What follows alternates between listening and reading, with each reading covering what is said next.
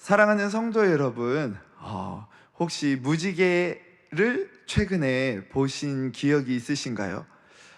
저는 어렸을 적에 이 무지개라는 것이 어디에서 솟아난다라고 생각을 하고서 자전거를 타고 그 무지개 가까이 가고자 열심히 자전거 페달을 밟았던 기억이 있습니다. 물론 이 이야기를 저희 초등부 아이들에게 이야기하면 분명 목사님 바보라고 저를 놀렸을 겁니다. 혹시 여러분들이 무지개를 보셨을 때 좀 어떤 생각이 드셨나요? 예쁘다, 신기하다 라는 생각이 드셨을지도 모르는데요. 혹시 그때에 하나님에 대해서 혹시 생각해 보셨습니까? 무지개는요, 단순한 자연현상이 아닙니다. 하나님께서 맺어주신 은혜의 언약, 기억의 징표, 그리고 신실하신 사랑의 상징이기 때문이죠. 그런데 이 언약은 우리의 삶과 어떤 관계가 있는 것일까요? 이 세상을 살아가면서 우리는 여러 가지 문제들에 부딪히면서 이러한 고민과 또한 생각들을 하게 됩니다. 왜 이런 고난이 내게 오는 걸까? 왜 하나님은 가만히 계시는 것 같을까? 하나님, 저와 정말 함께 하시는 거 맞으세요? 라는 질문을 말이죠. 이 말씀은 우리에게 정말로 이러한 질문들에 대한 답을 제공해 주고 있습니다. 하나님께서는 온 세상이 죄악으로 물들었을 때에 큰 홍수로 심판하십니다. 그러나 그 심판이 끝나자마자 가장 먼저 하신 일은 무엇입니까? 바로 다시 기회를 주시는 것입니다. 그리고 그 기회를 단지 말로만 주신 것이 아니라 언약이라는 약속을 통해서 그것을 확실히 하셨습니다. 그리고 그 언약에 대한 증거 또한 우리에게 주시는데 그것이 바로 무지개인 것이죠. 오늘 본문을 함께 살펴보며 이 언약과 증거를 통해 하나님께서 우리 인생을 어떻게 바라보시는지, 또 우리가 하나님 앞에서 어떤 존재인지, 그리고 그 언약이 오늘 우리의 삶에 어떤 의미가 있는지를 함께 찾아보는 복된 시간 되길 소망합니다. 먼저 본문 1절의 말씀을 함께 읽어보겠습니다. 하나님이 노아와 그 아들들에게 복을 주시며 그들에게 이르시되 생육하고 번성하여 땅에 충만하라. 아멘. 이 말씀 낯설지 않으시죠? 창세기 1장에서 하나님이 아담에게 주셨던 동일한 명령이기 때문입니다. 생육하고 번성하여 땅에 충만하라. 그런데 지금은 그때와는 상황이 다릅니다. 대홍수로 세상은 무너졌고 인류는 노아 가족만 남아 있습니다. 그 무너진 자리에서 하나님은 지금 다시금 그 명령을 주고 계신 것이죠. 다시 시작해라 라고 말이죠. 여러분, 하나님께서는 왜 홍수로 심판을 내리셨는지를 기억해 봐야 합니다. 하나님은 심판을 선포하시면서요, 그 이유가 땅과 모든 혈육 있는 자의 행위가 부패했기 때문이라고, 모든 혈육 있는 자의 포악함이 땅에 가득했기 때문이라고 말씀하십니다. 이것은 피조물인 사람들이 죄를 지어 온 세상에 죄가 가득해졌다라는 것을 의미하는 것이죠. 그렇다면 이러한 상황 가운데 하나님께서 인류에게 다시금 기회를 주셔야 할 이유가 있었을까요? 이러한 상황 가운데 정말로 하나님께서 이 인류에게 긍휼을 베푸셔야 할 이유가 있었을까요? 당연히 없습니다. 그런데 하나님께서는 노아와 가족들을 살리시고 창세기 1장에서 하셨던 동일한 명령을 주고 계신 것입니다.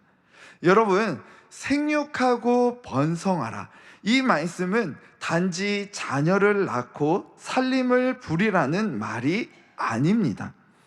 하나님의 형상을 따라 하나님의 뜻에 따라 세상 속에서 하나님의 생명을 전파하라는 소명이 담긴 말씀이기 때문입니다. 우리는 이 사건을 통해 하나님이 얼마나 놀라운 분이신가를 발견하게 됩니다. 그분은 죄악으로 가득 찬 세상에서도 긍휼을 베푸셨고 또한 기회를 허락해 주신 분이시기 때문이죠.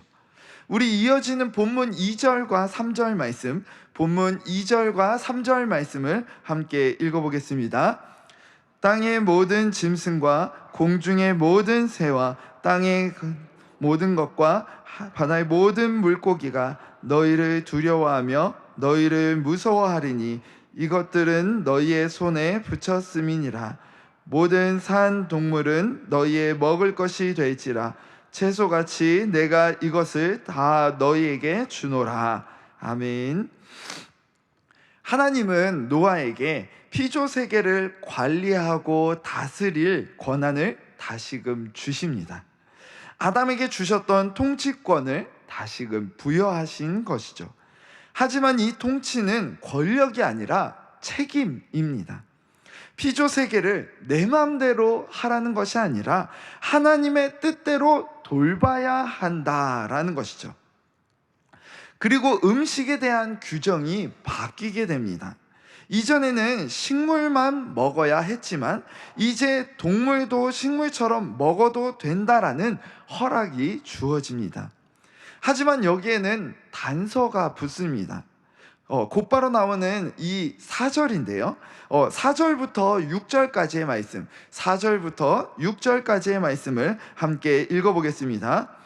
그러나 고기를 그 생명되는 피째 먹지 말 것이니라.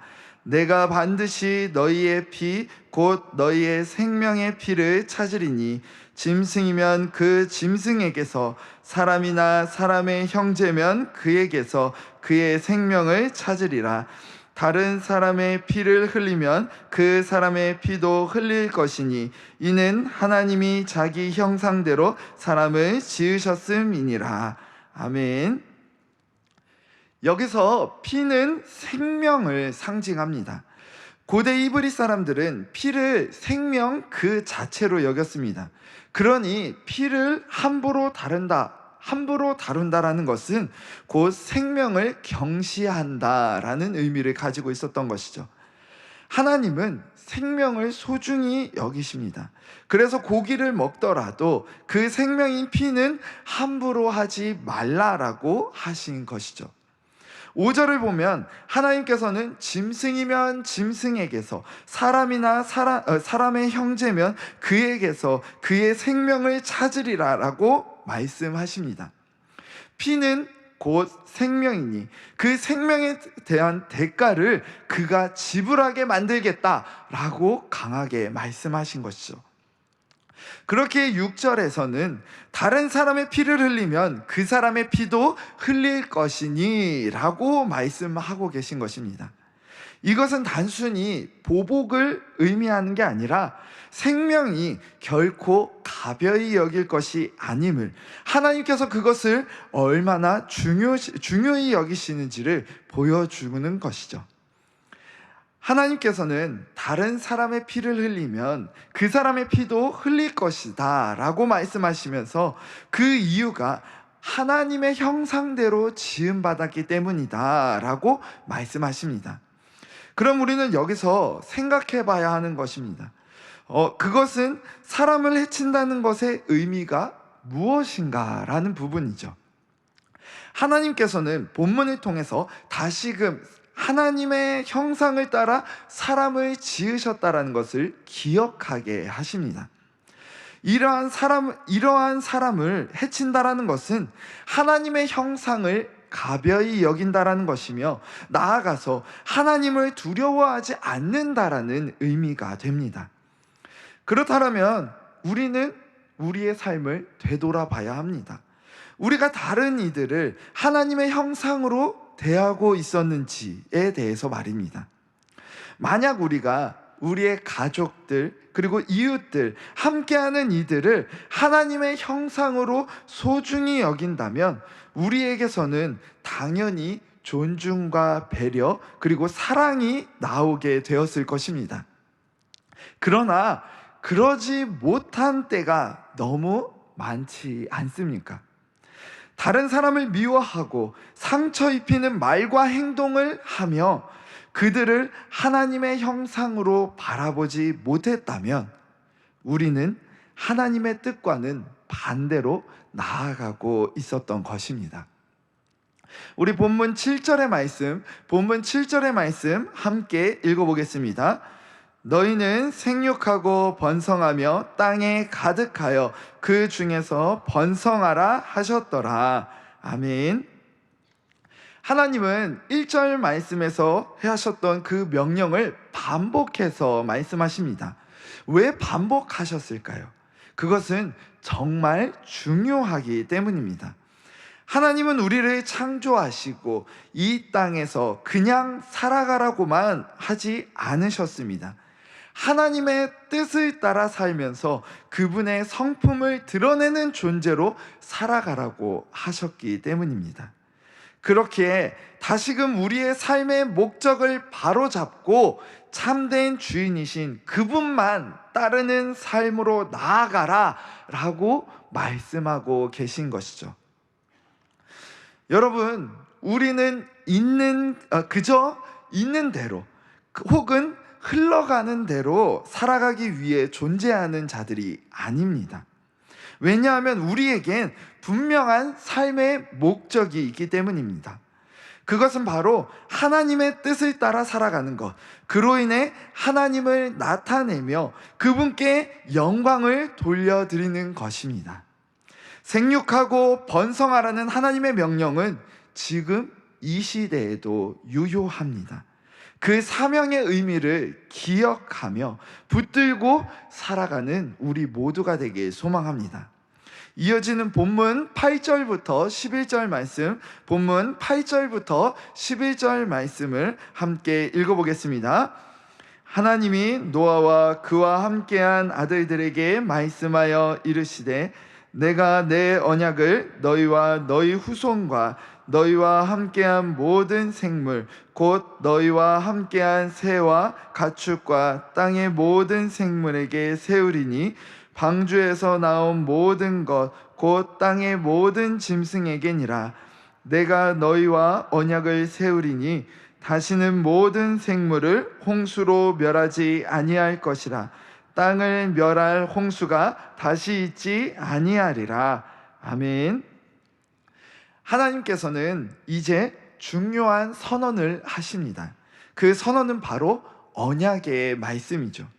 이 언약은 단순한 계약이 아닙니다. 하나님의 언약 속에는 하나님의 뜻이 담겨져 있기 때문이죠. 그리고 그 대상이 놀랍습니다. 노아와 그 자손들뿐 아니라 땅 위의 모든 생물까지 모두 포함시키셨기 때문입니다. 하나님은 인간만이 아니라 피조세계 전체와 언약을 맺으십니다. 그리고 이 언약은 조건이 없습니다. 내가 이렇게 하면 이렇게 하겠다라는 식이 아니라 하나님께서 일방적으로 주시는 은혜의 언약입니다. 나는 다시는 물로 세상을 멸하지 않겠다라고 말이죠. 우리는 하나님께서 주신 이 언약을 통해 하나님의 자비와 그리고 놀라운 사랑을 발견하게 되는 것이죠. 본문 12절과 13절 말씀 함께 읽어보겠습니다. 하나님이 이르시되 내가 나와 너희와 및 너희와 함께하는 모든 생물 사이에 대대로 영원히 세우는 언약의 증거는 이것이니라. 내가 내 무지개를 구름 속에 두었나니 이것이 나와 세상 사이의 언약의 증거니라. 아멘. 여러분, 하나님은 이 언약의 증거로 무지개를 주셨습니다. 무지개는 단지 자연현상이 아닙니다. 여기에 쓰인 히브리어 단어인 캐셰트는 전쟁에서 쓰는 활을 의미합니다. 활이라는 의미를 가지고 있습니다. 그렇다면 하나님께서 이 무지개를 증거로 주신 것에는 어떤 의미가 있을까요? 하나님은 이제 그 활을 내려놓고 하늘을 향해 걸어두신 것입니다. 다시는 물로 심판하지 않겠다라는 평화의 상징으로 말입니다. 하나님께서는 무지개를 통해 하나님의 언약, 즉 다시는 모든 생물을 홍수로 멸하지 아니할 것이다 라는 하나님의 약속을 기억하게 하십니다. 이제 본문의 마지막 부분인 14절부터 17절 말씀, 본문 14절부터 17절 말씀 함께 읽어보겠습니다. 내가 구름으로 땅을 덮을 때에 무지개가 구름 속에 나타나면 내가 나와 너희와 및 육체를 가진 모든 생물 사이에 내 언약을 기억하리니 다시는 물이 모든 육체를 멸하는 홍수가 되지 아니할지라. 무지개가 구름 사이에 있으리니 내가 보고 나 하나님과 모든 육체를 가진 땅의 모든 생물 사이에 영원한 언약을 기억하리라. 하나님이 노아에게 또 이르시되 내가 나와 땅에 있는 모든 생물 사이에 세운 언약의 증거가 이것이라 하셨더라. 아멘. 여러분, 여기서 중요한 단어가 나오는데요, 그것은 바로 기억한다 라는 단어입니다. 하나님께서는 자비와 사랑의 언약을 주시며 그 증거로서 무지개를 주셨죠. 그런데 거기서 끝이 아닙니다. 왜냐하면 이어지는 본문을 통해 하나님께서는 무지개가 나타나면 다른 누구가 아닌 하나님께서, 그것을 주신, 그 언약을 주신 하나님께서 모든 생물과 하신 언약을 기억하시겠다고, 반드시 그것을 잊지 않고 기억하시겠다라고 말씀하셨기 때문입니다. 여러분, 인간은 유한하고 연약하기 때문에 잊고 살아갈 수도 있습니다. 그러나 완전하신 하나님께서는 그 언약을 잊지 않으시는 분이시죠.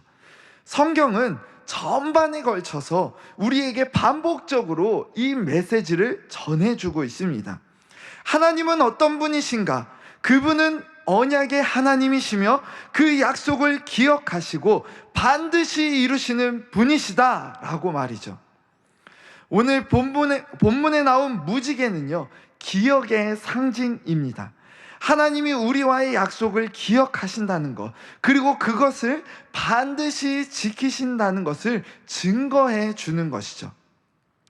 사랑하는 성도 여러분, 이제 우리는 창세기 9장의 말씀을 통해 하나님의 크신 자비와 신실하심, 그리고 그분이 우리와 맺으신 언약의 의미를 살펴보았습니다. 하나님은 죄로 물든 세상을 심판하셨지만 그 심판 이후에도 노아와 그 가족을 통해 다시 시작하셨고 피조물 전체를 향한 영원한 언약을 세워주셨습니다. 이 언약은 조건적인 것이 아니라 하나님의 전적인 은혜에 기초하고 있는 것이죠. 그리고 그 언약의 증거로 무지개를 주셨습니다. 그것은 단순한 자연현상이 아니라 하나님의 마음과 성품, 그리고 약속을 담은 상징입니다. 여러분, 하나님은 잊지 않으십니다. 홍수 이후 하나님께서 내가 기억하리라 라고 하신 것처럼 오늘도 우리와 맺은 약속을 잊지 않고 기억하시고 신실하게 지키시는 분, 그분이 바로 하나님이십니다. 우리는 종종 상황과 감정에 휘둘리며 하나님을 의심하고 침묵하시는 것만 같아서 낙심하기도 합니다. 그러나 지금도 무지개가 구름 속에 피어나는 것처럼 하나님은 여전히 그 언약을 기억하시고 계시며 그것을 지키기 위해 역사하고 계십니다. 그러므로 무지개는 오늘도 하나님이 우리를 기억하고 계신다라는 증거인 것이죠. 여러분, 혹시 지금 삶의 어려움으로 인해서 절망 가운데 계십니까? 인간적으로는 도무지 이해할 수 없는 상황 속에 계신 분이 있습니까? 오늘 본문은 무지개 언약을 통해 우리에게 말씀하고 있습니다. 나는 너를 기억한다. 나는 너와 언약을 맺었다. 나는 너와의 언약을 반드시 지킬 것이다. 라고 말이죠. 이 하나님의 말씀을 가슴 깊이 새기시길 소망합니다. 그리고 또 한 가지 우리 마음에 새겨야 할 것이 있습니다. 그것은 바로 하나님의 언약을, 우리의 삶의 하나님의 언약을 우리 또한 기억해야 한다라는 것입니다. 하나님은 언약을 주시고 그것을 꼭 기억하겠다라고 말씀하셨습니다. 그렇다면 그 언약을 받은 우리는 어떻게 해야 될까요? 우리 또한 하나님의 언약을 기억해야 할 것입니다. 우리가 하나님께서 우리에게 주신 언약이 무엇인가를, 그리고 우리의 삶의 목적이 단순한 생존이 아니라 하나님을 드러내고 그분의 형상을 따라 살아가야 한다는 것을 기억해야 한다는 것이죠. 우리는 하나님께로부터 사명을 받은 존재들입니다. 그렇기에 우리는 생명을 존중하고 이웃을 하나님의 형상으로 대해야 하며 이 세상을 하나님의 뜻대로 돌보아 나아가는 청지기의 삶을 살아가야 하는 것이죠. 그러므로 오늘 말씀을 마음에 새기시며 무지개를 볼 때마다 이렇게 고백하셨으면 좋겠습니다. 하나님, 저도 하나님의 언약을 기억하겠습니다. 그 약속 붙들고 살겠습니다. 하나님의 형상대로 지음받은 존재답게 하나님의 뜻대로 살아가겠습니다. 라고 말이죠. 사랑하는 성도 여러분, 하나님의 언약을 기억하시며 지키시는 분이심을 꼭 기억하시기 바랍니다. 그 하나님을 믿고 의지할 때에 우리는 넘어지고 그리고 더 이상 일어날 수 없을 것만 같을 그때에 그 하나님의 도우심으로 말미암아 다시 시작할 수 있고 다시금 일어날 수 있을 것입니다. 그러므로 그 약속, 그 언약의 말씀을 주시면서 내가 너를 기억한다, 그리고 내가 그 언약을 반드시 지킬 것이다 라고 하신 그 하나님 붙들며 믿음의 삶으로 힘있게 달려나아가는 우리 모두가 되길 진심으로 소망합니다.